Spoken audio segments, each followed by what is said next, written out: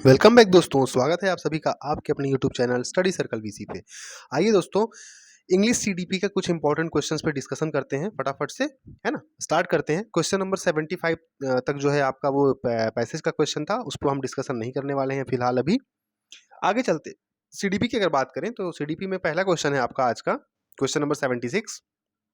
Which of the following is not one of the criteria for assessing speaking ability as suggested by Bird and Dennison 1987 in their 4-point scale?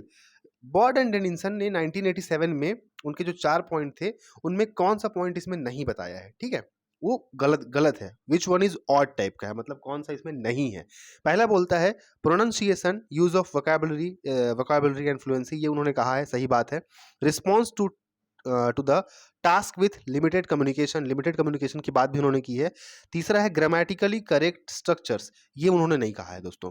Which of the following is not, अगर बोलेगा one of the criteria for accessing speaking, इसमें क्या आ जाएगा, grammatically correct structures की बात नहीं किए हैं। चलें आगे बढ़े क्वेश्चन नंबर 76 की ओर। 76 हो गया, 77 की बात कर लेते हैं दोस्तों।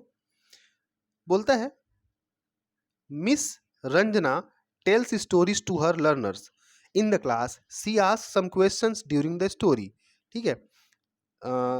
बोलता है मिस रंजना जो है वो अपने बच्चों को स्टोरी सुनाती है, ठीक है। क्या बोलता है, Ranjana tells stories to her learners in the class, अपने लर्नर्स को वो क्लास में स्टोरी सुनाती हैं। She asks some questions during the story, दोस्तों वो स्टोरी बताते समय ही कुछ क्वेश्चन कहती हैं। इस प्रोसेस को हम क्या बोलेंगे, देखिए इसमें ऑप्शन हो सकता है आपका pre listening activity, while listening activity, instructional checking questions for the sake of it, ठीक है, to control the class discipline. Class discipline क्यों कंट्रोल करेंगे भाई, ये तो उसकी बात ही नहीं होगी। For the sake of it क्यों करेंगे सेक। इंस्ट्रक्शनल चेकिंग क्वेश्चन भी नहीं होगा, वाइल लिसनिंग एक्टिविटी। देखिए या तो ऑप्शन आपका ऐसा आएगा, या तो प्री लिसनिंग एक्टिविटी आएगी या तो वाइल लिसनिंग एक्टिविटी आएगी। तो अगर वो कहानी वहानी बताने से पहले अगर कुछ उससे क्वेश्चन पूछेंगे, ठीक है, तो उसको बोलेंगे प्री लिसनिंग एक्टिविटी। पर यहाँ पे she asked some questions during the story बोल रहा है, स्टोरी के समय ही कुछ क्वेश्चन पूछ रही है, वाइल लिसनिंग एक्टिविटी। जब ये चल रहा है तो वाइल लिसनिंग एक्टिविटी, और अगर पढ़ाने के पहले कुछ क्वेश्चन अगर पूछे जाते हैं तो उसको प्री लिसनिंग एक्टिविटी का नाम दिया जाता है। अगले क्वेश्चन की बात कर लेते हैं, क्वेश्चन नंबर 79 दोस्तों। Which of the following is not true about the cognitive school of language learning, cognitive school of language learning के बारे में क्या सही नहीं है। बोलता है पहला है language learners need exposure to the language. Exposure to the language का मतलब क्या होता है, भाषा संपर्क की आवश्यकता, सही है।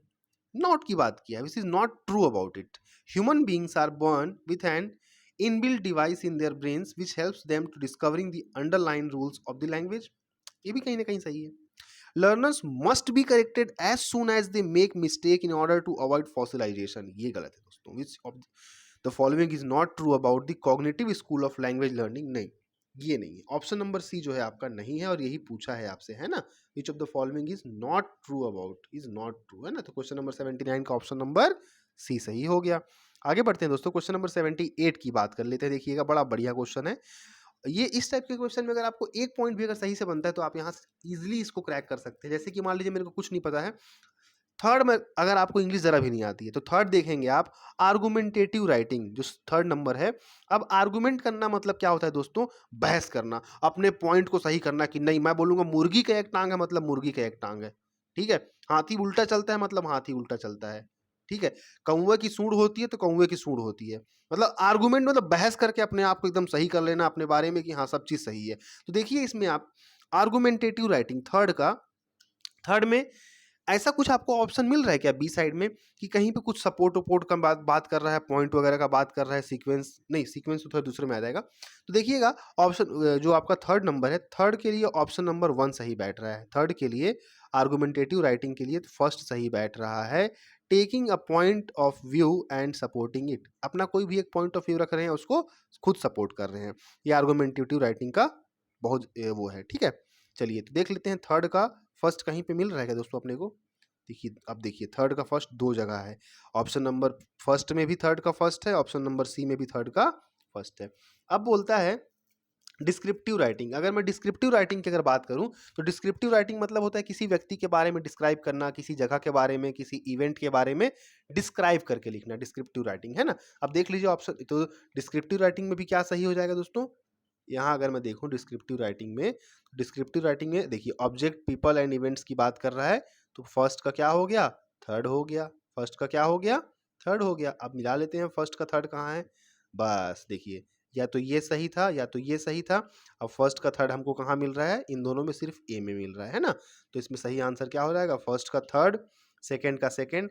नैरेटिव राइटिंग मतलब होता है सीक्वेंसिंग ऑफ इवेंट्स हैपनिंग, जो इवेंट हो रहे हैं उनको सीक्वेंस में जमाना।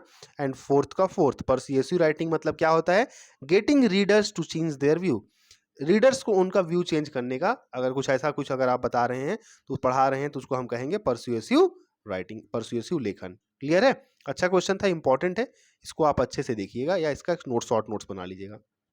देखिए दोस्तों, क्वेश्चन नंबर 80 की बात करते हैं, फिर से यहाँ पे language acquisition and language learning की बात कर रहा है। मैं पैसेज को रीड करता हूँ। क्वेश्चन नंबर 80 है, Surekha's family speaks Odia and her neighbours speak Chhattisgarhi. Surekha की जो फैमिली है दोस्तों वो उड़िया परिवार से बिलोंग करती है, और सुरेखा जो है वो उड़िया ऑटोमेटिक सीख जाएगी, है ना, उड़िया वो लर्न नहीं करेगी, उड़िया वो एक्वायर कर लेगी। And her neighbours speak Chhattisgarhi, और उसके जो पड़ोसी हैं, नेबर जो हैं, वो छत्तीसगढ़ी बोलते हैं।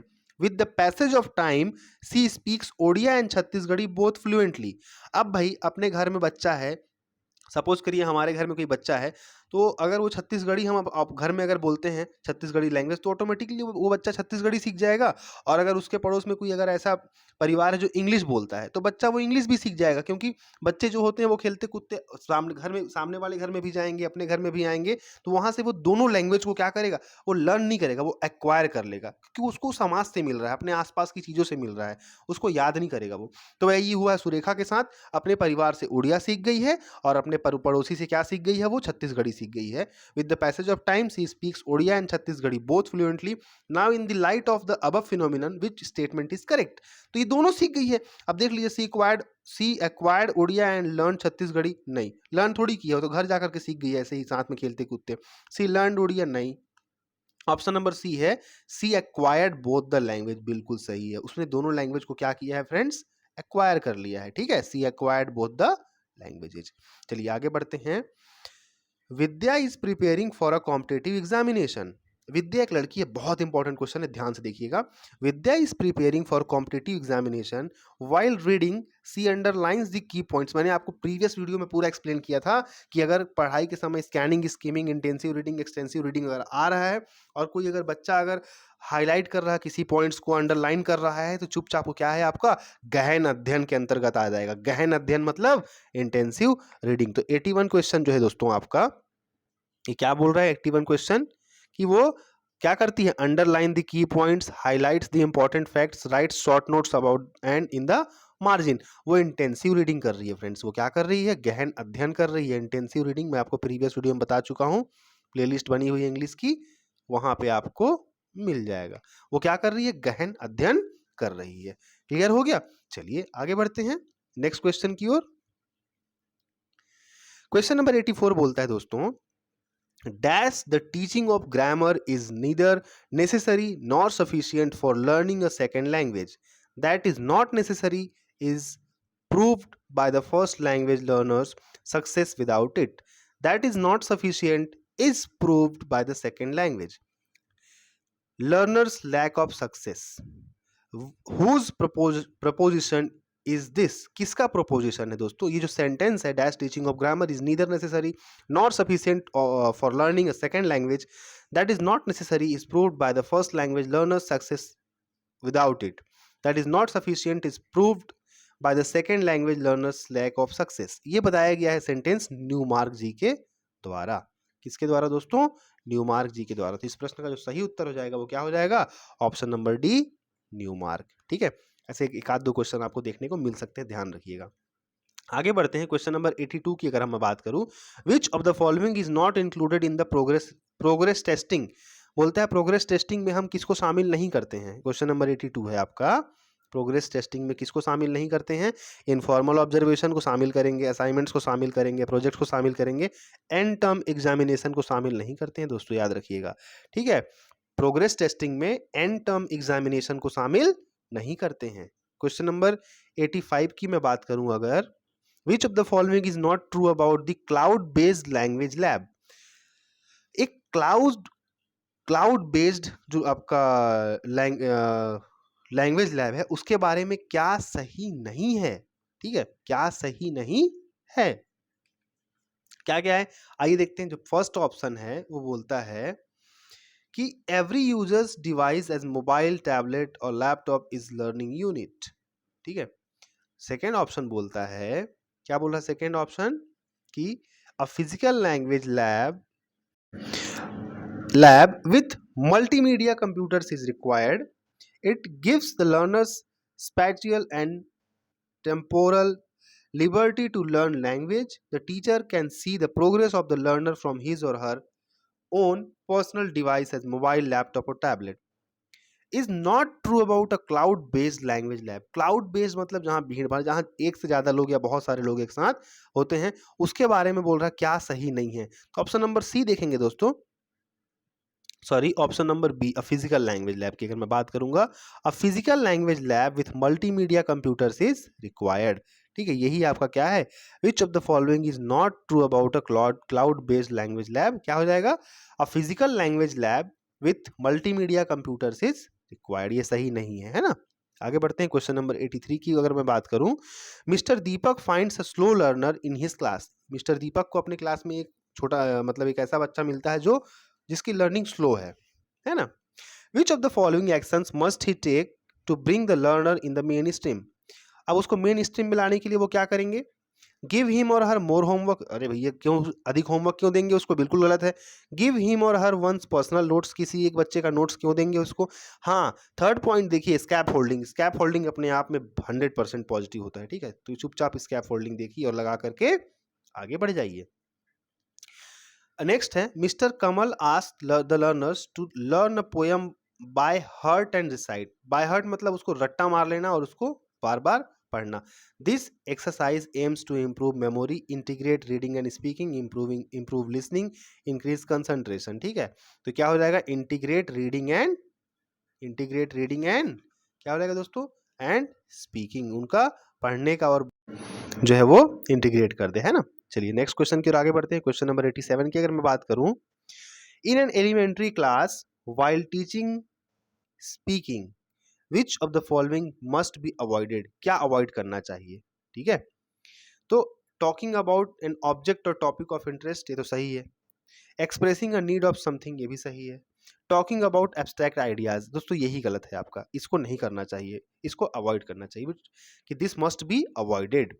क्या, talking about the abstract ideas को के बारे में बात करना नहीं चाहिए, है ना। क्वेश्चन नंबर 89 की बात करूं, विच of the following thought in the realm of English language learning see the errors as the part of language process? Behaviorist, cognivist जो है आपका, सोशियो लिंग्विस्टिक, या फिर नन ऑफ द अबव। इस क्वेश्चन का जो सही आंसर दोस्तों, इस क्वेश्चन का जो सही आंसर है वो है कॉग्निटिविस्ट। ठीक है, कॉग्निटिविस्ट क्या है, which school of thought in the realm of English language learning see the errors as part of learning process?